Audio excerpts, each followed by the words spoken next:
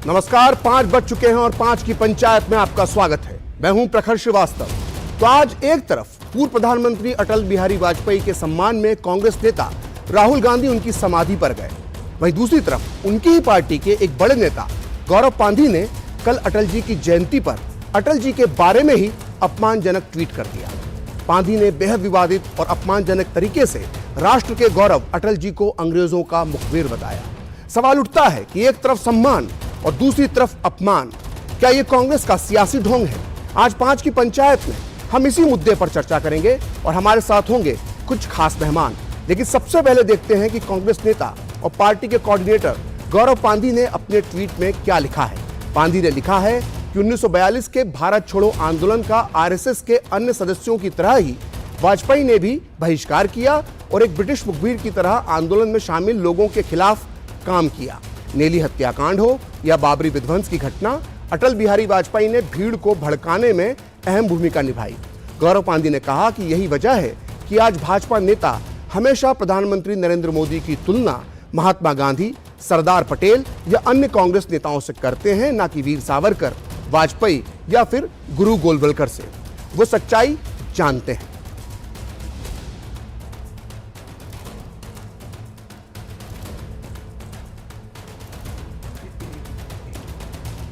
तो इस पांधी के इस ट्वीट पर सियासी बवाल मचा हुआ है और बीजेपी के नेता इसको लेकर कांग्रेस पर हमलावर हो रहे हैं। गौरव पांधी के इस ट्वीट पर आज जमकर दिन भर विवाद होता रहा, जिसके बाद उन्होंने ये ट्वीट डिलीट कर दिया। लेकिन इसके बाद भी ये विवाद यहां थमा नहीं है और बीजेपी के कई नेताओं ने कांग्रेस पर जमकर हमला बोला। केंद्रीय मंत्री अनुराग ठाकुर ने अटल जी के योगदान को याद करते हुए कांग्रेस नेता राहुल गांधी को यह नसीहत दी है कि वे अपनी पार्टी की चिंता करें। जिस कांग्रेस पार्टी के नेता चीन और पाकिस्तान के तारीफों के पुल बांधते हों, उनकी ताकत की बात करते हों, हमें उनसे कम किसी स्टेट्समैन, देश के सबसे लोकप्रिय नेताओं में से एक अटल बिहारी वाजपेयी जी के लिए उनका सर्टिफिकेट नहीं चाहिए। अगर देश को पोखरण विस्फोट करके दुनिया भर की नजरों में मजबूत खड़ा करने का काम किसी ने किया था तो श्रद्धेय अटल बिहारी वाजपेयी जी ने किया था। दुनिया ने भारत का लोहा उस समय से मानना शुरू कर दिया था। भारत के बारे में दुनिया का नजरिया उस समय से बदला था और नरेंद्र मोदी जी के नेतृत्व में इसको नई ऊंचाइयों पर ले जाने का काम किया है। आज भारत का मान सम्मान दुनिया भर में बड़ा है। कांग्रेस के सर्टिफिकेट की भारतीय जनता पार्टी को जरूरत नहीं। गौरव पांधी के इस विवादित ट्वीट पर जहां एक तरफ कांग्रेस ने चुप्पी साध रखी है, वहीं बीजेपी नेताओं की मांग है कि कांग्रेस को पांधी पर कड़ा एक्शन लेना चाहिए। आइए सुनते हैं कि इस मामले में बीजेपी के नेताओं की क्या प्रतिक्रिया रही। अभी पता चला है कि गौरव पांधी ने अटल बिहारी वाजपेयी जी पर कि हम माफी मांगते हैं और गौरव पांधी के जो विचार है वो कांग्रेस पार्टी के विचार नहीं है। ये भी कहना गलत नहीं होगा कि हजारों किलोमीटर चल के कोई व्यक्ति आया है, फिर भी मीलों के फासले क्यों रहे। और ये भी कहना गलत नहीं होगा कि अगर श्रद्धांजलि दी जा रही है तो उन कांग्रेसियों का क्या जो एक पूर्व प्रधानमंत्री को अपशब्द कह रहे हैं। मैं समझता हूं कि ये चिंताजनक है। ये कांग्रेस का डीएनए है, जो देश के हमारे नेता हैं, जो राष्ट्र नेता हैं, उन पर प्रश्न उठाने का। वो लगातार निरंतर कभी प्रधानमंत्री मोदी जी पर, कभी अटल जी पर अब इस प्रकार के प्रश्न उठाते हैं। अफसोस है कि कांग्रेस के नेता उनको रोकते भी नहीं, ना राहुल गांधी ना खड़गे साहब उनको मना भी नहीं करते। गौरव पांधी के ट्वीट पर सियासी घमासान मचा हुआ है। सवाल उठ रहा है कि आखिर कब इस देश के महापुरुषों का अपमान बंद होगा। 5 की पंचायत में इसी मुद्दे पर बात करने के लिए हमारे साथ मौजूद हैं कुछ खास मेहमान। बीजेपी की तरफ से हमारे साथ हैं रोहित चहल, साथ ही हमारे साथ मौजूद हैं ऑर्गेनाइजर के संपादक प्रफुल्ल केतकर, साथ ही मौजूद हैं इतिहासकार प्रोफेसर हीरामन तिवारी और कांग्रेस का पक्ष रखने के लिए राजनीतिक विश्लेषक ऋषि मिश्रा भी हमारे साथ जुड़ चुके हैं। पहला सवाल ऋषि मिश्रा जी मैं आपसे ही पूछना चाहूंगा कि सुबह राहुल गांधी अटल जी की समाधि पर जाते हैं और उसके एक दिन पहले कांग्रेस के ही एक बड़े नेता अटल जी के सम्मान का अपमान करते हुए एक विवादित ट्वीट कर देते हैं। क्या ये सियासी ढोंग नहीं है, जैसा कि बीजेपी आरोप लगा रही है कि सम्मान का दिखावा किया जा रहा है लेकिन अपने नेताओं से अटल जी पर हमले करवाए जा रहे हैं? क्या बीजेपी का आरोप सही नहीं लगता? आवाज नहीं आ रही। ऋषि जी एक बार मैं फिर सवाल दोहराता हूं, अगर आप आ रही है आवाज। हाँ ऋषि जी, मैं सवाल दोहराता हूं कि एक तरफ राहुल गांधी समाधि पर जाते हैं, अटल जी की सम्मान प्रकट करते हैं, वहीं उसी पार्टी के दूसरे नेता अटल जी के सम्मान में गुस्ताखी करते हैं, उनके सम्मान में इस तरह उनका अपमान करने वाले ट्वीट करते हैं। तो क्या बीजेपी का जो आरोप है कि ये सियासी ढोंग है, क्या ये सही नहीं लगता? मुझे नहीं लगता किसी एक व्यक्ति के ट्वीट से, और उस व्यक्ति ने बाद में उनको एहसास हुआ कि उन्होंने जो ट्वीट किया है वो गलत है, यदि उन्होंने उस ट्वीट को डिलीट कर दिया है, तो मुझे नहीं लगता है कि एक व्यक्ति से किसी पूरे विचारधारा को, किसी संस्था को या किसी पार्टी को आप उसके लिए दंडित कर सकते हैं। पूर्व में कई ऐसे बयान आपने देखा होगा कि क्या किसी पार्टी या विचारधारा से संबंध रखने वाले व्यक्ति ने वो बयान दिया हो, किसी हमारे जो पूर्व नेता हैं या देश के पूर्व नेता हैं, कई ऐसे नेता हैं जिनके बारे में ऐसा बयान दिया गया है, लेकिन उस पार्टी से उसका कोई लेना देना नहीं। तो मैं गौरव पंत जी का जो ट्वीट है उसको मैं किसी पार्टी या किसी विचारधारा से जोड़ कर नहीं देखता हूँ, लेकिन मेरा ये मानना है कि ये हिंदुस्तान की संस्कृति और रिवाज रही है कि हम अपने पूर्वज करते हैं, चाहे वो विचारधारा किसी भी विचारधारा और पार्टी से संबंध रखते हैं, और ऐसा सभी को करना भी चाहिए। और उसी का सबसे बड़ा एग्जाम्पल है कि राहुल गांधी कल जाके स्वर्गीय अटल बिहारी वाजपेयी जी की समाधि पे जाके उनको कहीं ना कहीं सम्मान देने का काम किया है। तो मुझे लगता है कि किसी एक व्यक्ति के ट्वीट मात्र से आप किसी पार्टी या किसी धारा या किसी संस्था को कटघरे में नहीं खड़ा कर सकते। ऋषि जी, लेकिन आपने जो बात कही कि किसी एक व्यक्ति के बयान पर पूरी पार्टी को आप कटघरे में नहीं खड़ा कर सकते, यहां मैं आपका थोड़ा सा ध्यान दिलवाना चाहूंगा कि ये कांग्रेस के नेताओं का पहला बयान नहीं अटल जी के बारे में इसी मुद्दे पर। मैं आपको याद दिलाऊंगा कि 1977 में जब लोकसभा चुनाव हो रहे थे तो अटल जी यहां से चुनाव लड़े थे नई दिल्ली क्षेत्र से। तब कांग्रेस के एक बड़े नेता थे शशि भूषण, जिन्हें बाद में कांग्रेस सरकार ने पद्म विभूषण से भी सम्मानित किया। उन्होंने इस मुद्दे को उठाया था। उसके बाद हम थोड़ा सा और आगे चलते हैं तो 1999 में जब अटल जी लखनऊ से चुनाव लड़ रहे थे तो कांग्रेस समर्थित और वामपंथी इतिहासकार इरफान हबीब ने इस मुद्दे को उठाया। 2004 में जब अटल जी चुनाव लड़ रहे थे लखनऊ से फिर से, तब एक बार फिर कांग्रेस ने पर्चे छपवाए, इसी मुद्दे को उठाया, मुखबिरी करने का आरोप लगाया।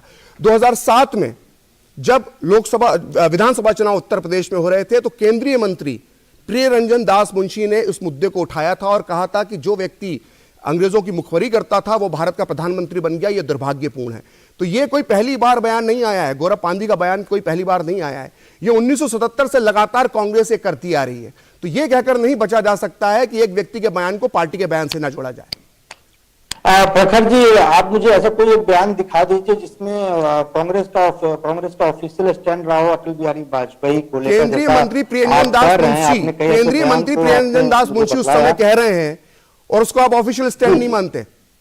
नहीं, देखिए पार्टी का ऑफिशियल स्टैंड उनके प्रवक्ता, उनके अध्यक्ष या जो जनरल सेक्रेटरी वही रख सकते हैं। पार्टी प्रियरंजन दास मुंशी जिस समय बयान दिए थे, आप मुझे बता दीजिए वो पार्टी के जनरल सेक्रेटरी या पार्टी के प्रवक्ता या किसी संगठन के संगठनिक पद पर रहे हो तो मुझे बता दीजिए। मैंने आपके कांग्रेस के नाम भी ना दिए, मैंने ये बता दिया कि 2004 के चुनाव में कांग्रेस ने पर्चे बंटवाए लखनऊ में, ये मुखबरी वाली झूठी कहानी फैलाने के लिए। उसके बाद भी कहते हैं कि कांग्रेस से कभी ऑफिशियल स्टेटमेंट नहीं रहा है। लोकसभा के अंदर लोकसभा की कार्रवाई का मैं आपको जिक्र कर दूं, 1996 और 98 की बात है, दोनों बार ये हुआ है कि कांग्रेस की तरफ से ये आरोप लोकसभा के अंदर लगाए गए, सदन के अंदर लगाए गए, जिसका अटल जी ने खुद जवाब दिया था। तो आप उसके बाद ये कैसे कह सकते हैं कि कांग्रेस का स्टैंड नहीं है? अब प्रखर जी, अटल बिहारी वाजपेयी और गांधी परिवार का क्या रिलेशन रहा है आप भी जानते हैं। अटल बिहारी वाजपेयी ने भी स्वर्गीय राजीव गांधी के लिए क्या कहा था, और राजीव गांधी और खासकर सोनिया गांधी के दिल में माननीय स्वर्गीय अटल बिहारी वाजपेयी के लिए क्या सम्मान था, ये कहने की बात नहीं है। और ये खुद अटल बिहारी वाजपेयी के यदि आप पूर्व में दिए गए बयानों को यदि आप पढ़ेंगे देखेंगे तो ये आपको बिल्कुल रिफ्लेक्ट होगा कि गांधी परिवार के लिए स्वर्गीय पंडित अटल बिहारी वाजपेयी के लिए क्या सम्मान था। अटल बिहारी वाजपेयी देश के बड़े ऋषि जी, और एक सिर्फ गौरव पांधी के बयान से मुझे नहीं लगता है कि अटल बिहारी वाजपेयी के कद को कोई कम कर सकता है। ठीक है ऋषि, आपकी बात का जवाब हम रोहित चहल से ले लेते हैं। बीजेपी प्रवक्ता रोहित चहल भी हमारे साथ हैं। रोहित, ऋषि जी कह रहे हैं कि किसी एक व्यक्ति के बयान को पार्टी का स्टैंड नहीं मानना चाहिए, फिर भी आप उनके इस्तीफे की मांग कर रहे हो, पूरी कांग्रेस को कटघरे में खड़ा कर रहे हैं, कहां तक सही है? देखिए, मुझे लगता है कांग्रेस पार्टी हो, राहुल गांधी हो, उनका असली चाल चरित्र चेहरा समय समय पर सामने आता है। जिस प्रकार से हम सब जानते हैं, भारत रत्न पूर्व प्रधानमंत्री सबके श्रद्धेय स्वर्गीय अटल बिहारी वाजपेयी जी, जिनका सम्मान पूरे देश के सभी लोग करते हैं, उनका जिस तरीके से आपत्तिजनक शब्दों का प्रयोग उन्होंने किया, जिस तरीके की बातें उन्होंने की हैं, ये अपने आप में निंदनीय है।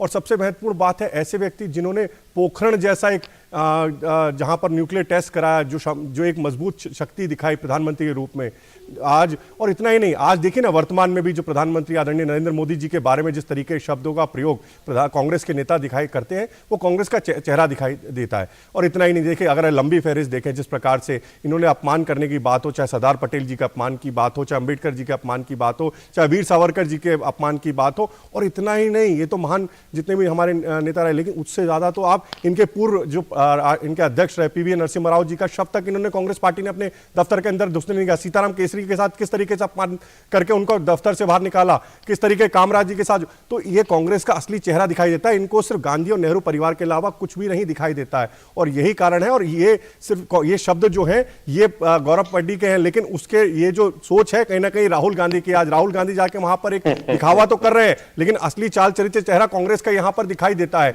और मुझे लगता है कांग्रेस पार्टी जिस प्रकार से पाकिस्तान प्रेम, इनका जो पवन खेड़ा जो इनके कांग्रेस के नेता हैं, वो आए दिन पाकिस्तान प्रेम उनका नजर आता है, किस तरह के जिन्ना का वाहवाही करते हैं, प्रेम दिखाते हैं, और दूसरी तरफ अपने ही नेताओं का अपमान, अपने ही महान पुरुषों का अपमान करते हैं, चाहे वो अंबेडकर जी हो, चाहे वो सरदार पटेल जी हो, चाहे वो जिस तरीके से मैंने कहा हमारे अपना वीर सावरकर जी हो, तो इनका अपमान करने का लगातार प्रयास कांग्रेस पार्टी करती है। आप श्रद्धेय अटल जी के बारे में जिस तरीके की बातें वो कह रहे हैं, तो मुझे लगता है ये कांग्रेस का असली चेहरा दिखाई देता है। और कांग्रेस लगातार जिस प्रकार से निचली राजनीति करती जा रही है, कांग्रेस पार्टी को इसके लिए माफी मांगनी चाहिए और राहुल गांधी को इसको तुरंत बर्खास्त करने का काम करना चाहिए। हमारे साथ चर्चा में प्रफुल्ल खटकर जी भी हैं, ऑर्गेनाइजर के संपादक हैं। प्रफुल्ल जी से एक सवाल मैं ले लेता हूं। प्रफुल्ल जी, राहुल गांधी जब भारत जोड़ो यात्रा की शुरुआत में होते हैं तो वीर सावरकर के बारे में एक अपमानजनक टिप्पणी करते हैं। जब दिल्ली पहुंचती यात्रा तो गौरव पांधी का एक बयान अटल जी के बारे में आता है। तो ये कांग्रेस की किस मानसिकता को दिखाता है प्रफुल्ल जी? नमस्ते प्रखर जी, हमको ये समझना चाहिए कि ये व्यक्ति का इशू नहीं है। मैं ऋषि जी को याद दिला दूं कि ये विषय आपने जैसे कहा 1977 में भी नहीं शुरू हुआ था। 1971 में अटल जी ने जब समर्थन किया था विरोधी दल में होने के बाद भी, इंदिरा गांधी के पाकिस्तान का जो भूमिका थी, बांग्लादेश का जो युद्ध हुआ था, उसके बाद सबसे पहले, और मैं अधोरेखित करना चाहता हूं, विट्ठल राव गाडगिल उस समय कांग्रेस के प्रवक्ता थे, प्रवक्ता, स्पोक्स पर्सन उन्होंने कहा ना। प्रियरंजन दास मुंशी ऑफिस बियरर रहे, जनरल सेक्रेटरी भी रहे, मंत्री भी रहे। इन्होंने दिया हुआ स्टेटमेंट है जिस पर स्वयं अटल जी ने यह क्लैरिफिकेशन दिया था 1942 में, जब वो अपने ननिहाल में गए थे तो क्या हुआ था, इसका एक स्पष्टीकरण 16 साल की आयु में थे उस समय अटल जी। तो मुझे लगता है कि ये मानसिकता जो है ये केवल अटल जी के संदर्भ में नहीं है, ये कांग्रेस का कंफ्यूजन है। कंफ्यूजन क्या है? कांग्रेस का कंफ्यूजन ये है कि एक तरफ कांग्रेस ये दावा करती है कि जी स्वतंत्रता संग्राम तो हमने ही केवल लड़ा, बाकी का तो कुत्ता भी नहीं लड़ा था, ठीक है।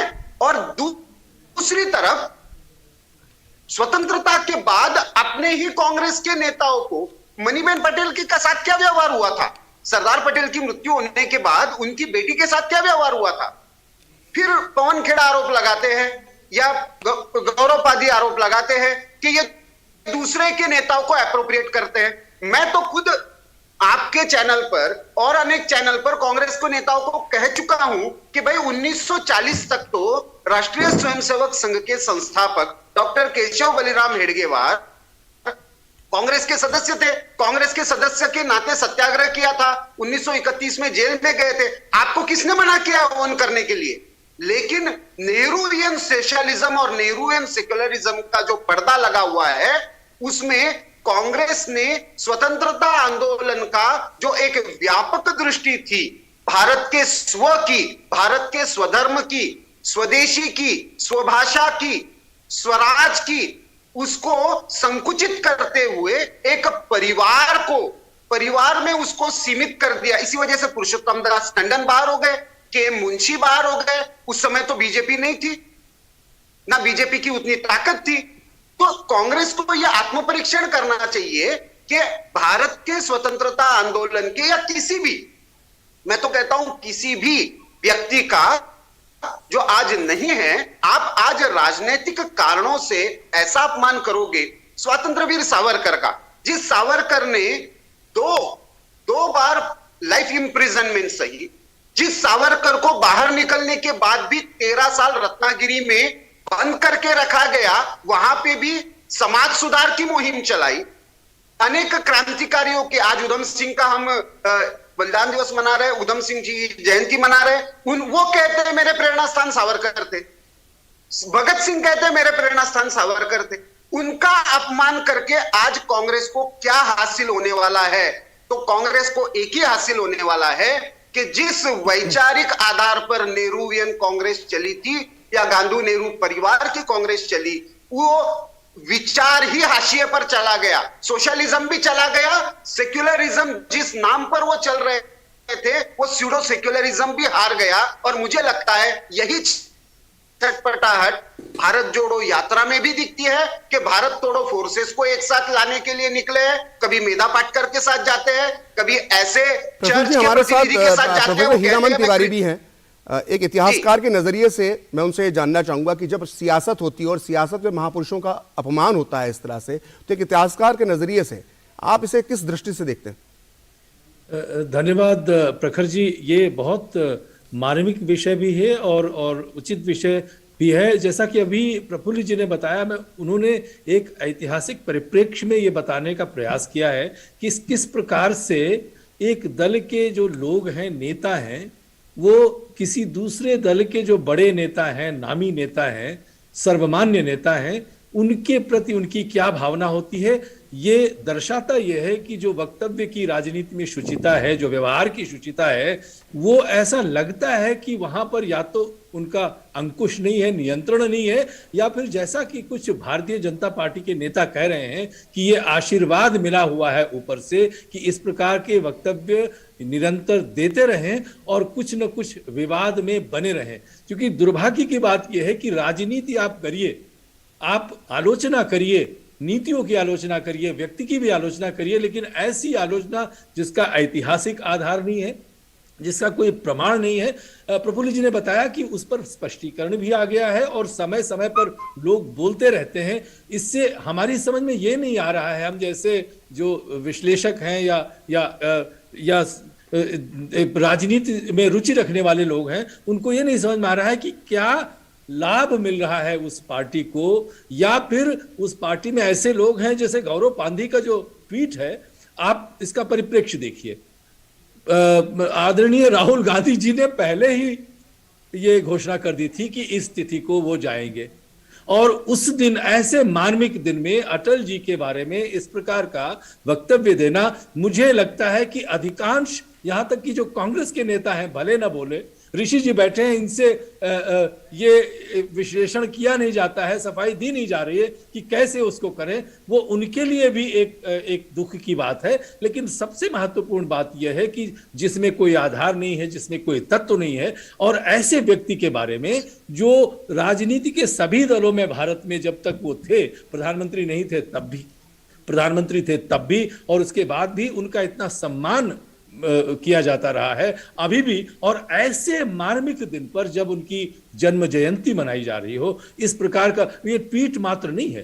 ट्वीट को आप ये मानिए ना कहें कि ट्वीट ही है, ये एक वक्तव्य होता है और ये कभी मिटेगा नहीं। इसके हजारों शॉट्स ले ली गई होंगी, और इस प्रकार का वक्तव्य मुझे नहीं लगता है बिना किसी सिग्नल के कहीं से आया होगा। इसलिए मुझे तो यही लगता है कि अपने पैर पे कुल्हाड़ी मारने वाली जो राजनीतिक दल की एक आदत सी ऐसी बन गई है। और ये दुख की बात यही है कि जो प्रोफेसर हीरामन, मैं आपको यहाँ पे रोकना चाहूंगा क्योंकि वक्त एक ब्रेक का हो रहा है और ये चर्चा बहुत जरूरी है, क्योंकि सवाल एक राष्ट्र के गौरव से जुड़ा हुआ है, गौरवशाली व्यक्तित्व से जुड़ा हुआ है जिसका अपमान किया गया है। इस मुद्दे पर हम चर्चा करते रहेंगे, लेकिन फिलहाल 5वीं पंचायत में अभी वक्त है एक छोटे से ब्रेक का।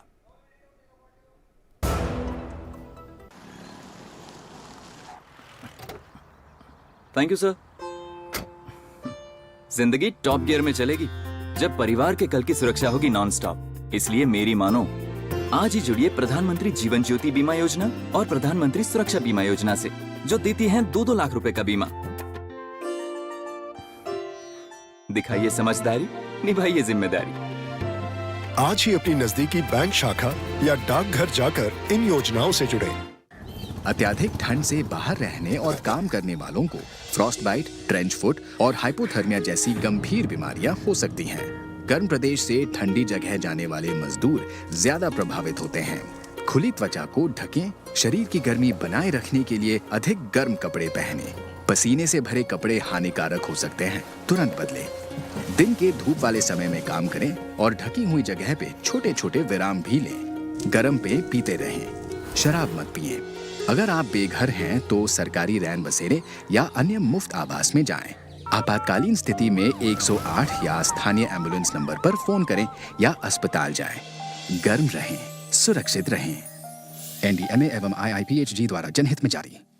REC unleashes the potential of energy. REC funds energy. Funding that catalyzes. Funding that inspires. Funding that transforms. For sustainability and reliability. For investment and development. Adding value every day in every way. This is what our energy is. This is REC.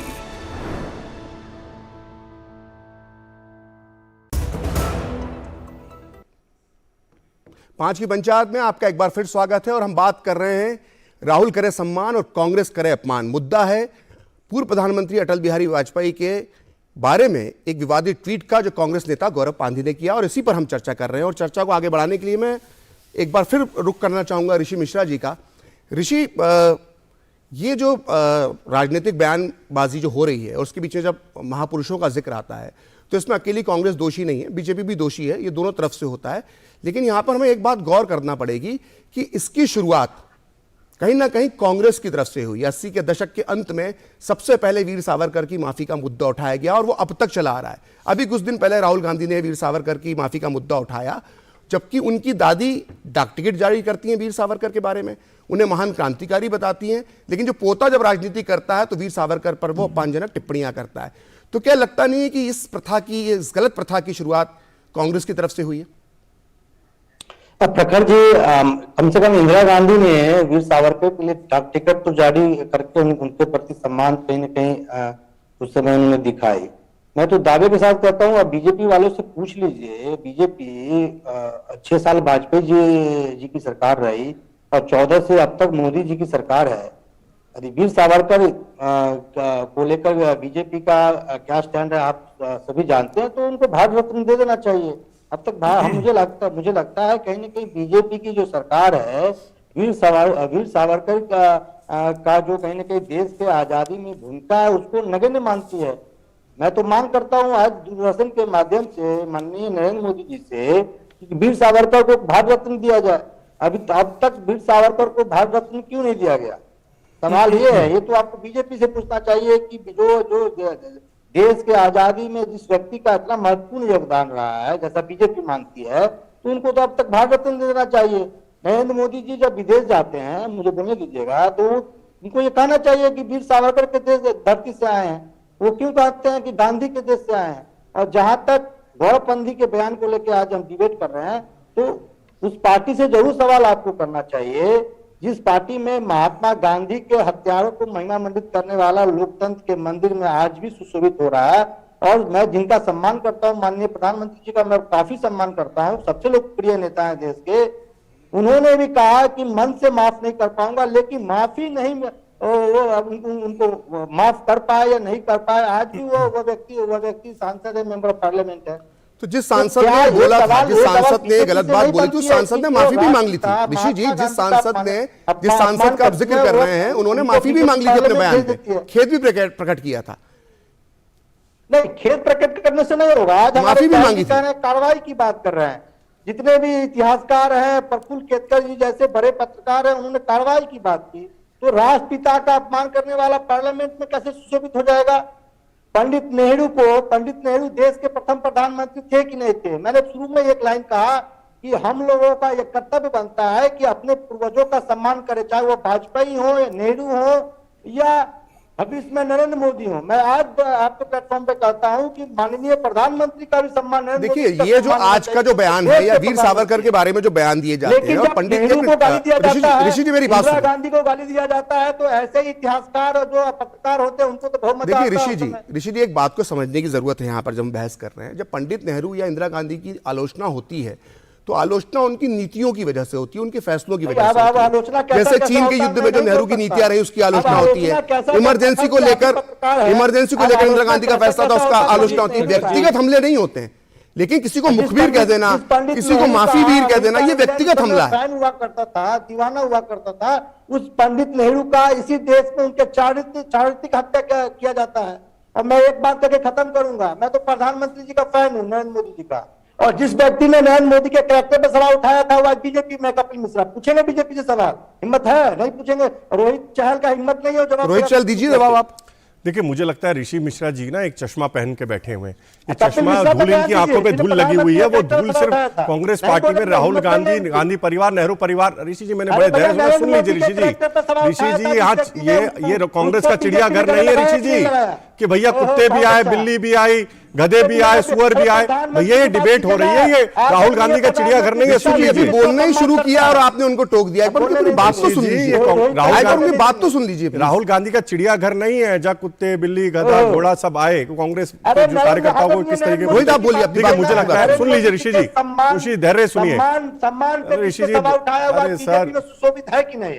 ऋषि जी आपको बीच में टोका नहीं उन्होंने, उनकी वो बात कह रहे हैं, उनकी बात तो सुन लीजिए। आपने दो शब्द भी नहीं बोले उसके पहले ही आपने टोक दिया। ऋषि जी को पता है, ऋषि जी जो है कांग्रेस और नेहरू परिवार जो है, गांधी और नेहरू परिवार जो है, उनके अलावा इनको कोई नेता दिखाई नहीं देते। आज वीर सावरकर जी के बारे में जिस तरीके के शब्दों का प्रयोग इनके नेता राहुल गांधी करते हैं, आपके नेता राहुल गांधी जो है वीर सावरकर जी के पैरों की धूल के बराबर भी नहीं है। जिस तरीके अपमानजनक बातों का प्रयोग वो करते हैं, थोड़ा जाके उनको बोलिए, कभी जाके उस कारागार में जाके रहे एक दिन में, जाए वहां पे काला पानी के अंदर जाके एक दिन रहकर देखे, तब उनको मालूम पड़ेगा उनका क्या बलिदान है, क्या योगदान है देश की आजादी के लिए वीर सावरकर जी का। सर आप किस तरीके से अंबेडकर जी का अपमान करने का काम आपके नेता करते हैं, उनके खिलाफ ही कैंडिडेट उतार देते हैं। किस तरीके से आप सरदार पटेल जी की जब अगर प्रतिभा बनती है, सरदार पटेल जी का महिमा मंडल होता है, तो आपको दिक्कत होती है। आपको सभी और तो और सर आप तो उस पार्टी के कार्यकर्ता है जो अपने खुद के नेता पीवीएल, आपके नेता राहुल गांधी हैदराबाद जाते हैं, आपके नेता राहुल गांधी जाते हैं हैदराबाद में एक्ट्रेस से मिलने का, एक फिल्म अभिनेत्री से मिलने का समय है, लेकिन उनको पीवीएल नरसिम्हा राव जी की समाधि पे जाने का समय नहीं मिला। आपके नेता राहुल गांधी को, आपके पूर्व अध्यक्ष है, हैदराबाद में गए राहुल गांधी, क्यों नहीं गए वहां पर? यह बताइए। आपके नेता जिस तरीके से राहुल गांधी जिस तरीके से सीताराम केसरी जी के साथ जो सोनिया जी ने किया, वो देश ने देखा किस तरीके से अपमानित करने का काम किया, कामराज जी को किस तरीके से अपमानित करने का काम किया। आपसे और कोई आशा और उम्मीद नहीं कर सकते ऋषि मिश्रा जी। आप अपने नेता राहुल गांधी को बताइए ये देश जो है, ये हमारे जो स्वतंत्रता सेनानी है, जिन्होंने त्याग, तपस्या और बलिदान दिया इस देश के लिए। रोहित जी, ऋषि जी दोनों आप थोड़ी देर शांत हो जाइए। हमारे साथ और भी मेहमान है, हमारे साथ और भी मेहमान है। प्रफुल्ल जी हमारे साथ जुड़े हुए हैं। प्रफुल्ल जी मैं आपसे जानना चाहूंगा, रोहित जी आप शांत हो जाएं, ऋषि जी शांत हो जाइए। और भी मेहमान है, उनकी भी मैं बातचीत सुनना, उनके विचार सुनना चाहिए। प्रफुल्ल जी, प्रफुल्ल केतकर जी मैं आपसे जानना चाहूंगा कि 80 के दशक में और 80 के दशक के, खासकर 80 के दशक के अंत में जब हिंदुत्व का उभार हो रहा था, तब पहली बार वीर सावरकर की माफी का जो तथाकथित माफी कांड है उसका जिक्र करना कांग्रेस और दूसरे विपक्षी दलों ने शुरू किया। तो क्या ये जो हिंदुत्व का उभार हो रहा था 80 के दशक में अंत में, उससे डरकर ये महापुरुषों को लांछन उन पे लगाना, उनके हुए कुछ गले मुर्दे उखाड़ना, उनके बारे में अपमानजनक बयान देना, उनकी छवि को धूमिल करना, ये उसलिए प्रयास किया गया था? देखिए प्रखर जी, मैं फिर से कह रहा हूं कि ये हमको चर्चा जो है वो व्यक्ति केंद्रित नहीं करनी चाहिए। ये जो आपने कहा जैसे कि पॉलिसीज का विषय है, जो आपकी नीति का विषय है, आपकी आइडियोलॉजिकल पोजीशन है। दिक्कत ये हुई कि स्वतंत्रता के बाद कांग्रेस ये मानकर चली कि स्वतंत्रता आंदोलन की विरासत जो है वो हमारी मोनोपोली है। उस समय कांग्रेस तो पार्टी थी नहीं, कांग्रेस एक फोरम था, उसमें सोशलिस्ट भी थे, हिंदुत्व वाले भी लोग, विचारों के भी लोग थे, समाज के सुधारक भी थे, ब्रिटिशों के साथ जो एक तरह से चाह रहे थे कि मॉडरेट व्यू के साथ उनके साथ लेजिस्लेटिव असेंबलीज में जाकर चुनाव लड़े, वो भी लोग थे। तो सब तरह के लोग थे, स्वराज पार्टी के भी कुछ लोग थे। लेकिन कांग्रेस जैसे ही पार्टी बन गई और 1949 से ही मतलब गांधी हत्या के तुरंत बाद या बाद में जैसे ऑर्गेनाइजर पर प्रतिबंध लगा, सेंसरशिप लगी नेहरू जी के समय में, जब उनको ये सवाल किया गया कि भाई आप जो हिंदू पाकिस्तान से और ईस्ट पाकिस्तान से आ रहे हैं उनके बारे में क्या नीति अपना रहे हो, तो ऑर्गेनाइजर पर सेंसरशिप लगी। तो तब से हम देखते हैं कि ये डिटोरिएशन हुआ, लेकिन उसकी एक मोनोपोली पॉलिटिकल स्पेस में कायम रही। 1980 के बाद जो हमको परिवर्तन दिखता है उसमें एक महत्वपूर्ण भूमिका जो है वो कम्युनिस्ट इतिहासकारों की है। 1967 के बाद जेएनयू की स्थापना हुई और उसके बाद एक तरीके से कांग्रेस में से जो राष्ट्रीय विचारों के बहुत सारे नेता थे वो एक तो समय के साथ बाहर हो गए थे या कांग्रेस ने या नेहरू गांधी परिवार ने उनको बाहर कर दिया था। ऐसे में एक मोनोपोली हो गई इंटेलेक्चुअल स्पेस पर लेफ्ट विचारों के लोगों की। उन्होंने एक तरीके से टारगेटेड रूप में इस तरीके से करना शुरू किया। हालांकि उनका योगदान क्या था स्वतंत्रता आंदोलन में, उसका उत्तर वो कभी देते नहीं है। मणिशंकर अय्यर उसका क्लासिक केस है। मणिशंकर अय्यर ने 2004 में अंडमान में जो प्लेग लगी थी अंडमान के कारागार में वीर सावरकर के लिए, उसको निकालने का काम किया था। ये वही मणिशंकर अय्यर है जो कभी चीन के लिए फंड रेजिंग कर रहे थे ऑक्सफोर्ड में बैठकर। अब ये प्रश्न पूछे जाएंगे चाहे पंचशील पर हो। देखिए, चीन की नीति पर पंडित नेहरू पर सवाल उठाए जाते हैं, लेकिन वो पंडित नेहरू पर व्यक्तिगत हमला नहीं है, उनको गद्दारी का आरोप नहीं लगाता। उनका जो भी उस समय का आकलन रहा होगा, लेकिन सच्चाई ये है कि डॉक्टर बाबा साहब आंबेडकर, गुरुजी गोलवलकर, वल्लभ भाई पटेल, सावरकर, इन चारों लोगों ने 1949 से लेकर 1956 तक 59 तक लगातार नेहरू जी को ये एक तरीके से आगाह किया था कि चीन पर आप भरोसा मत कीजिए, ये हिंदी चीनी भाई भाई वाला नहीं चलेगा।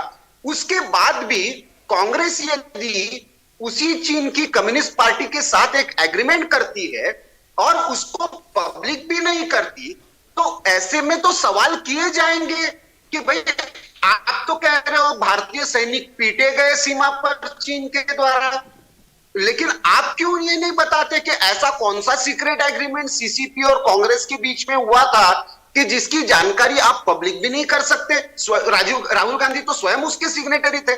मैं तो चलिए पंडित नेहरू, इंदिरा गांधी, किसी को मैं नहीं ला रहा हूं। तो ये जो है ये आइडियोलॉजिकल कंफ्यूजन है, लीडरशिप का एक तरीके से अपनी ऑर्गेनाइजेशन पर कंट्रोल ना होना उसकी निशानी है। और जब ऐसा होता है तो आपके तीर जो है वो अलग अलग दिशा में जाने लगते हैं, आपकी कोई कोऑर्डिनेटेड स्ट्रेटेजी नहीं रहती। प्रफुल्ल जी, आपने एक बहुत महत्वपूर्ण मुद्दा उठाया अपनी बातचीत में। आपने वामपंथी इतिहासकारों की बात की और कहा कि जिस तरह से इतिहास को तोड़ा और मरोड़ा गया है, इस पर मैं प्रोफेसर हीरामन तिवारी का पक्ष लेना चाहूंगा। उनसे मैं समझना चाहूंगा कि क्या जो प्रफुल्ल ने जो बात कही है कि वामपंथी इतिहासकारों ने खुद अपनी तरफ से, नेताओं ने तो जो किया, इतिहासकारों के एक वर्ग ने भी हमारे जो दूसरे महापुरुष थे जिनके साथ उनके वैचारिक मूल्य नहीं मिलते थे, उनको भी उनकी छवि को पीछे रखने में या उनकी छवि को धूमिल करने में काम किया। मैंने यहाँ पे एक एग्जाम्पल दिया कि इरफान हबीब इतिहासकार थे, लेकिन 1999 के चुनाव में वो लखनऊ में गए और उन्होंने अटल बिहारी वाजपेयी पर इसी मुखबरी का जो आरोप लगाया जो गौरव पांधी ने लगाया था। तो क्या ये इतिहासकारों ने एक राजनीतिक एजेंडे के तहत अपनी विचारधारा को थोपने के लिए सब किया है भारतीय इतिहास के साथ? जी प्रखर जी, विडंबना तो ये है कि ऋषि जी जो यहाँ पर कांग्रेस का पक्ष रखने के लिए बैठे हुए हैं, ये अभी कटाक्ष कर रहे थे कि पत्रकार और इतिहासकार जो है उनको ऐसा क्यों नहीं लगता है, इस प्रकार की बात क्यों नहीं करते। इतिहास इसका प्रमाण देगा कि आज से नहीं, मैंने मांग किया है, मैं अपनी बात कह दूं, आपने प्रारंभ बहुत अच्छा किया था, लेकिन आप फिर उसी धारा में चले गए जहां पर कांग्रेस के नेता अनवर जाते रहते हैं। आप मुझे कांग्रेस के नेता कहे, ऐसी चीजें आपने देखा। अभी ऋषि जी कह रहे थे कि प्रधानमंत्री बहुत ही सम्माननीय है और उनके प्रति किसी प्रकार का कोई वक्तव्य नहीं देगा। नेता के बाद नेता एक श्रृंखला है जिन्होंने ऐसे अपशब्दों का प्रयोग किया है है इन्हीं प्रधानमंत्री के लिए। और जैसा बिल्कुल, प्रफुल्ल जी ने नरेंद्र कहा, मोदी हम जी के लोग लिए आज बीजेपी अभी भी में वो नेहरू सुशोभित हो या है। प्रधानमंत्री इंदिरा प्रफुल्ल गांधी मिश्रा हो, ने क्या कहा था? इनकी एक और शिकायत भी अभी ऋषि थी जी बोलने कि दीजिए, 6 साल बोलने बाद दीजिए, जो तो बात आपसे इसके बाद मैं आपके पास ही आने वाला हूँ। प्रोफेसर हीरामन तिवारी को बोलने और दीजिए। इन वर्षों में इन्होंने कांग्रेस का सम्मान, जब कांग्रेस ने स्वयं ही तो अपने सेकंड नेताओं दीजिएगा। का इतना सम्मान दे दिया है, कोई भी सम्मान नहीं छोड़ा, तो अब बचा क्या है कि जो आज की सरकार दे। एक बात यह है, दूसरी जो इतिहास की आपने बात की, बिल्कुल ठीक बात की। यद्यपि उन्हें हम इतिहासकार मानते हैं, वो हैं, और अब इरफान हबीब जी अभी भी हैं, भगवान करे वो स्वस्थ रहें, लंबे आयु जिए, लेकिन ये बात ठीक है कि वो, उनको किसी ने एक बार इतिहास में कहा था ये दरबारी इतिहासकार, उनसे जो कहा जाता है वो करते हैं। आप ये देखिए कि इस पार्टी के अंदर इतना विभ्रम है, जैसा अभी प्रफुल्ल जी ने बताया कि नेता तो छोड़िए, भगवान राम को भी जिस पार्टी ने काल्पनिक कह दिया हो, उस पार्टी के विषय में सोच करके कष्ट होता है, जो हमारी स्वतंत्रता के समय की एक पार्टी की जड़ जिसके साथ है। दूसरा और भी आप देखें, एक के बाद एक प्रमाण है। हिंदुत्व की जो परिभाषा है वो हमारे इतिहासकारों ने इतना उसको बिगाड़ के, इतना शुचि वाला ये शब्द है, हिंदुत्व और हिंदुइज्म में जो अंतर दिखाते हैं। आज भी ऐसा होता है, यहां ही नहीं, पाश्चात्य देशों के जो इतिहासकार हैं या हमारे यहाँ जो बैठे इतिहासकार हैं, वो बहुत फाइन डिफरेंस दिखाना चाहते हैं कि देखिए, हिंदुत्व का मतलब ये होता है, जिसको बाद में पिछली सरकार ने एक बार ये भी कहा था कि हिंदुत्व जो आतंकवादी है उससे जुड़ा हुआ है। लेकिन हिंदुत्व, इनको यही नहीं पता है, हिंदू में अगर जोड़ते हैं तो हिंदुत्व बनता है, जिसका हिंदूनेस या हिंदू का जिसके अंदर संस्कार हो उसे हिंदुत्व कहते हैं। लेकिन ये बार बार लिखते नहीं, हिंदुत्व जो है वो एक ऐसा शब्द है जो बिल्कुल प्रयुक्त नहीं होना चाहिए। तो आप करना क्या चाहते हैं? हिंदुइज्म तो अंग्रेजी का शब्द है, हिंदी और संस्कृत का शब्द आया ही नहीं। तो इतिहासकारों ने एक प्रकार की जो शब्दावली तैयार की है, और वो कांग्रेस के कहने पर ही की होगी, इसमें कोई शक की बात नहीं है। इसका बहुत अधिक प्रमाण आपको मिलेगा।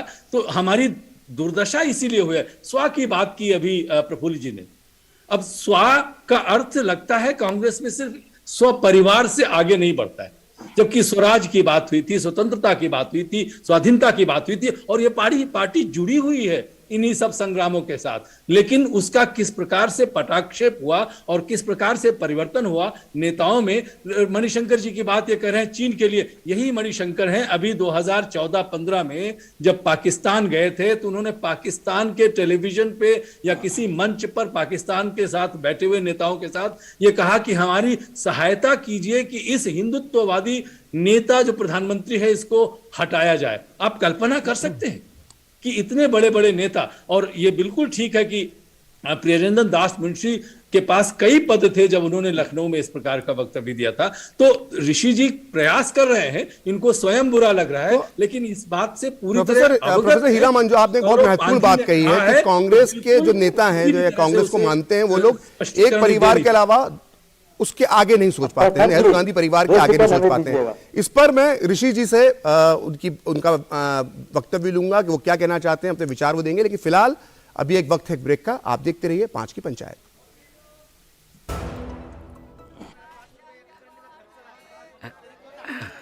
हाँ, जैसे सही वजन से ग्राहक होते हैं खुश, वैसे ही सही सुरक्षा से परिवार होता है कल की चिंता से मुक्त। इसलिए मेरी मानो, आज ही जुड़िए प्रधानमंत्री जीवन ज्योति बीमा योजना और प्रधानमंत्री सुरक्षा बीमा योजना से, जो देती हैं 2-2 लाख रुपए का बीमा। दिखाइए समझदारी, निभाइए जिम्मेदारी। आज ही अपनी नजदीकी बैंक शाखा या डाकघर जाकर इन योजनाओं से जुड़ें। 5 की पंचायत में एक बार फिर आपका स्वागत है। हम एक खास विषय पर चर्चा कर रहे हैं। चर्चा का विषय है जो पूर्व प्रधानमंत्री अटल बिहारी वाजपेयी का अपमान कांग्रेस के एक नेता ने किया है। और ब्रेक के पहले प्रोफेसर हीरामन तिवारी ने एक सवाल उठाया था, और सवाल ये था कि कांग्रेस के नेता जो हैं और कांग्रेस पार्टी के जो कार्यकर्ता हैं, वो एक परिवार के अलावा आगे नहीं सोच पाते। वो एक परिवार को ही महापुरुष और उन्हीं के त्याग और बलिदान की बात करते हैं, वो नेहरू गांधी परिवार है। इस पर मैं ऋषि से उनका टैग लेना चाहूंगा। ऋषि, आप इस बारे में, इस आरोप पर क्या कहेंगे?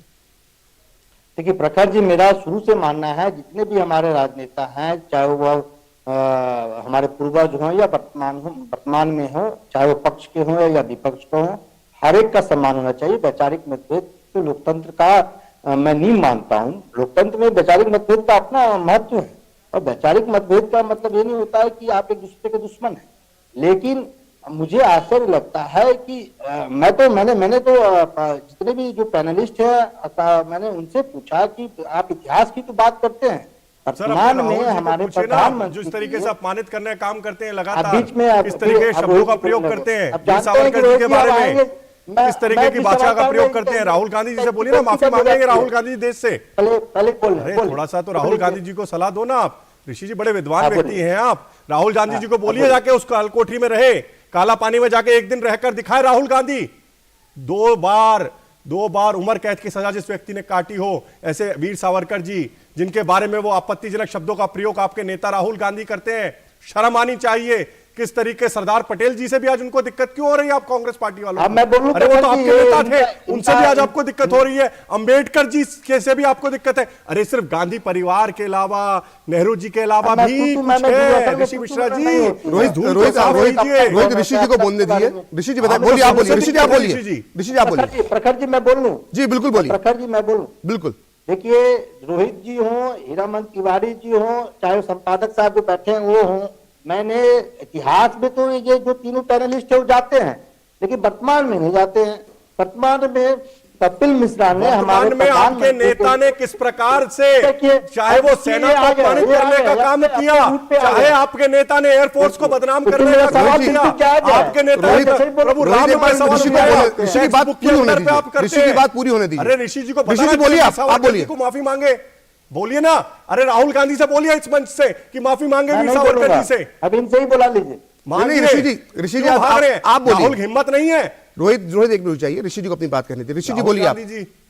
हम देखिए, मैं एक बात कहना चाहूंगा जिसमें हर लोग सहमत होंगे। पंडित नेहरू गांधी का सम्मान नरेंद्र मोदी जी भी करते हैं, लेकिन पार्टी बीजेपी में कई एक सांसद हैं जो गलत बयान दिए हैं, तो क्या इसके लिए नरेंद्र मोदी जी को जिम्मेवार मानेंगे आप? क्या अरे आपके नेता ने राहुल गांधी ने बयान दिया, छोड़िए राष्ट्रीय अध्यक्ष आपके रहते हैं उसने बयान दिया। आपके नेता राहुल गांधी राष्ट्रीय अध्यक्ष उपाध्यक्ष हैं, आप राहुल गांधी को ऐसे मान रहे हैं? ये बोल नहीं पाएंगे, ये मेरे सामने बोल नहीं पाते हैं। अरे सर, हम तो कांग्रेस के जो आप लोग तो सब कहाँ बोल पाएंगे? भैया आपका नंबर ऋषि जी, रोहित एक रुक जाए। ऋषि जी रोहित यही एक बात कह रहे हैं, रोहित एक बात कह रहे हैं, वो कह रहे हैं कि आपके तो पार्टी के अध्यक्ष ने ही अपमान कर दिया, वो ये बात कह रहे हैं। इसको आप आगे बताइए। नरसिम्हा राव जी से माफी मांगेंगे क्या आप? रोहित एक मिनट अपनी बात कहने दीजिए। प्रखर जी माननीय प्रधानमंत्री नरेंद्र मोदी, चाहे वो नेहरू हो या गांधी हो या इंदिरा गांधी हो, हर एक का सम्मान करते हैं, लेकिन बीजेपी के कई ऐसे नेता हम अपने पूर्वजों का अपमान करते हैं, तो क्या इसके लिए मैं नरेंद्र मोदी जी को दोषी मानूं? बिल्कुल नहीं मानूंगा, क्योंकि वो उनका व्यक्तिगत बयान है, इससे माननीय प्रधानमंत्री जी कुछ लेना देना नहीं है। लेकिन हमारे इतिहासकार जो विद्वान संपादक प्रफुल्ल भाई हैं, इतिहास में तो जाते हैं, लेकिन वर्तमान में मैंने सवाल किया, जो है राहुल गांधी आपके नेता, उनके बारे में क्यों नहीं बोलते आप? आपके सबसे बड़े नेता हैं, सबसे बड़े शीर्ष पद पे बैठे हुए हैं कांग्रेस पार्टी। ऋषि एक बात सुनिए, आप रोहित को उस बात का जवाब नहीं दे पा रहे हैं। आप क्यों वीर सावरकर जी से माफी नहीं मांगते? सार्वजनिक पटल पे आए, अरे आप ही मांग लो। अरे आप मांगिए राहुल गांधी जी के बदले में माफी। अरे ऋषि मिश्रा माफी मांगो आज देश से, आप जो अपमान करने का काम किया आपने, पीवी नरसिम्हा राव जी का जो अपमान करने का काम जिस प्रकार से सोनिया गांधी ने किया, वर्तमान की बात कर रहे हैं, आपने अपमान लगातार कर रहे हैं। सीताराम केसरी जी का जो अपमान आपके नेताओं ने किया, आप किसके लिए अपमान माफी मांगेंगे सर? ये बताइए ऋषि जी। प्रखर जी की शिकायत ये है कि हम लोग वर्तमान में बात नहीं कर रहे, आपने तो वर्तमान की रोहित और ऋषि दोनों को मैं रोकना चाहूंगा। प्रोफेसर हीरामन तिवारी कुछ कह रहे हैं। प्रोफेसर साहब बोलिए। ऋषि जी आदर के साथ मैं कहना चाहता हूँ, आपकी जो शिकायत है वो बिल्कुल सही इसलिए नहीं। आप कहते हैं कि वर्तमान की बात क्यों नहीं करते? प्रखर जी ने तो वर्तमान के विषय को लेकर ही चर्चा की, कल का विषय है, इसके पहले का नहीं है, और बहुत दिन ज्यादा दिन जाने की आवश्यकता नहीं है। कांग्रेस पार्टी के अध्यक्ष ने अभी किस प्रकार से एक ऐसे शब्द का प्रयोग किया था कि हमारे यहाँ तो इतने बड़े बड़े नेताओं ने बलिदान दिया है, लेकिन बीजेपी के एक कुत्ता तक नहीं गया। मैं शब्दावली की बात कर रहा हूं, मैं भद्र भाषा की बात कर रहा हूं, मैं शुचिता की बात कर रहा हूं। राजनीति में आपसे मैं ये सहमत हूं कि राजनीतिक मतभेद होने चाहिए, लेकिन भाषाई जो शुचिता है वो कहां चली गई है कांग्रेस के? कोई करे, आपको अच्छा लगता है, नरेंद्र मोदी जी का अपमान कोई करे अच्छा लगता है? Yes sir no, yes sir no में जवाब दीजिए। ऋषि जी आप नहीं हमारा देंगे, अपमान कर लीजिए, भारतीय नहीं जनता देंगे, पार्टी मैं कर जानता लीजिए। हूँ। लेकिन प्रभु नहीं राम देंगे, का मैं अपमान कह तो भी आप रहा हूं। करते हैं। मैं आप कहता प्रभु हूं राम कि का भी इतने अपमान सारे- करते हैं, इतने आप सारे भारतीय सेना का भी उदाहरण हैं अपमान करते हैं, कि आप अभी भारत हाल के के- एयरफोर्स का भी अपमान करते हैं। अरे आप तो संविधान का भी अपमान करते हैं, बाबा साहेब अम्बेडकर का भी अपमान करते हैं, सरदार पटेल जी का भी अपमान करते हैं। आप किस किस का अपमान करते हैं? शर्म आनी चाहिए। सुप्रीम कोर्ट का भी अपमान करते हैं आप। आपको किसी भी भरोसा नहीं, आपको पाकिस्तान के आका चीन की टुकड़ों पे पड़ रहे हैं, जिनसे पैसा लेते हैं चीन से, उस पे भरोसा है आपके नेता राहुल गांधी को, लेकिन अपनी सेना पे भरोसा नहीं है, अपनी एयरफोर्स पे भरोसा नहीं है। आपके नेता संदीप दीक्षित किस तरीके से सड़क छाप गुंडा बोलते हैं, किस प्रकार से विपिन रावत जी को शर्म आनी चाहिए। सेना कहती है सर्जिकल स्ट्राइक करके आए, घुस के मार के आए, लेकिन आपके नेता सेना पे विश्वास नहीं करते। आपको माफी सेना से मांगनी चाहिए, आपको एयरफोर्स से माफी मांगनी चाहिए, प्रभु राम से माफी मांगनी चाहिए, बाबा साहेब अम्बेडकर से माफी मांगनी चाहिए आपको। रोहित और ऋषि, मैं आपको दोनों को मैं रोकना चाहूंगा। हमारे साथ एक खास मेहमान और भी हैं, प्रफुल्ल केतकर साहब हैं, बहुत देर से हमारी बात सुन रहे हैं और वो अपनी बात नहीं कह पा रहे हैं इस शोर शराबे में। प्रफुल्ल जी, मैं आपसे ये जानना चाहूंगा, प्रफुल्ल जी मेरी आवाज आप तक पहुंच रही है? के साथ करना पड़ रहा है। प्रफुल्ल जी, मैं एक बात आपसे पूछना चाहूंगा कि जब आजादी के आंदोलन की बात चलती है, क्योंकि आज का मुद्दा उसी से जुड़ा हुआ है, हम इतिहास में नहीं जा रहे, क्योंकि आज गौरव पांधी ने इस तरह का ट्वीट किया, इसलिए हम इस पर चर्चा कर रहे हैं। इसलिए मैं आपसे जानना चाहता हूं कि जब भारत की आजादी के आंदोलन की बात होती है, तो जब भारत की आजादी का आंदोलन चल रहा था तो ऐसे कई संगठन थे, ऐसे कई बड़े नेता थे जिन्होंने 1942 के भारत छोड़ो आंदोलन में हिस्सा नहीं लिया। मुझे यहाँ पे नाम बताने की जरूरत नहीं है, जो इतिहास का थोड़ा भी अध्ययन करता है उसको मालूम रहता है कि वो नेता कौन कौन से थे जो इस आंदोलन से दूर रहे। लेकिन क्या वजह है कि जब आज इस विषय पर चर्चा होती है तो सिर्फ संघ और सावरकर जी का नाम लिया जाता है, जबकि इस भारत छोड़ो आंदोलन में वामपंथी पार्टियों की क्या भूमिका थी, ये जरा सा भी कोई इतिहास का अध्ययन कर लेगा तो मालूम पड़ जाएगा। तो क्या किसी खास मकसद से सिर्फ दो ही लोगों पर इस तरह के आरोप लगाए जाते हैं? देखिए, इसका सीधा सीधा आप कारण समझिए। मैं 1942 पर आऊंगा, लेकिन उससे पहले हमको यह समझना चाहिए कि भारत के स्वतंत्रता का आंदोलन जो है वो कोई 1885 में तो कांग्रेस की स्थापना से शुरू नहीं हुआ था। उससे बहुत पहले से भारत के समाज के बहुत सारे वर्ग, बहुत सारे नेता अलग अलग भूमिका लेकर अलग अलग विषयों पर, चाहे वो इस्लामिक एग्रेशन रहा, चाहे वो यूरोपियन कॉलोनाइजेशन रहा, उससे लड़ रहे थे। 1498 से लेकर 1947 तक ऐसी अलग अलग क्षेत्रों में अनेक नेता होकर गए। हर समाज का व्यक्ति, हर वर्ग का व्यक्ति, बालक से लेकर महिलाओं तक हर कोई लड़ा। लेकिन ये जो प्रवृत्ति है कि स्वतंत्रता हमने दिलाई, ये जो अहंकार आता है ना, इस अहंकार ने कांग्रेस को डुबोया है। 1942 की जहां तक बात है, इस पर सबसे प्रखर टिप्पणी यदि किसी ने की थी तो वो बाबा साहब आंबेडकर ने की थी। गोलवलकर गुरुजी ने भी की थी और उसने ये कहा था कि ये अनप्रिपेयर्ड मूवमेंट है। क्योंकि हुआ क्या था, एक रात में सारे कांग्रेस के नेता जेल में चले गए थे। करो या मरो ये तो कहा गया, लेकिन क्या करो और कैसे मरो इसके बारे में सामान्य जनता को कोई क्लैरिटी नहीं थी। 1942 के बिजली बिल को कहा जाता था, अरुणा आसफ अली, उन्होंने भी खुद कहा था। अरुणा आसफ अली इतनी बड़ी नेता थी 1942 के आंदोलन की, उन्होंने खुद माना था कि आंदोलन सफल रहा था। अरुणा आसफ अली जब भूमिगत थी तो कहां रही थी? तो राष्ट्रीय स्वयंसेवक संघ के दिल्ली के संघ चालक के घर में रही थी। तो ये जो इतिहास को आपको सुविधाजनक तरीके से मोनोपोलाइजेशन जब करना है और वो भी कम्युनिस्ट हिस्टोरियंस के मदद से करना है, तो यह समस्या जरूर आएगी। एजी नुरानी और फ्रंटलाइन ने सबसे पहले, चाहे सावरकर की माफी का हो, चाहे अटल जी वाला मुद्दा हो, सबसे पहले उन्होंने उठाया था, उसको कांग्रेस ने पिकअप किया।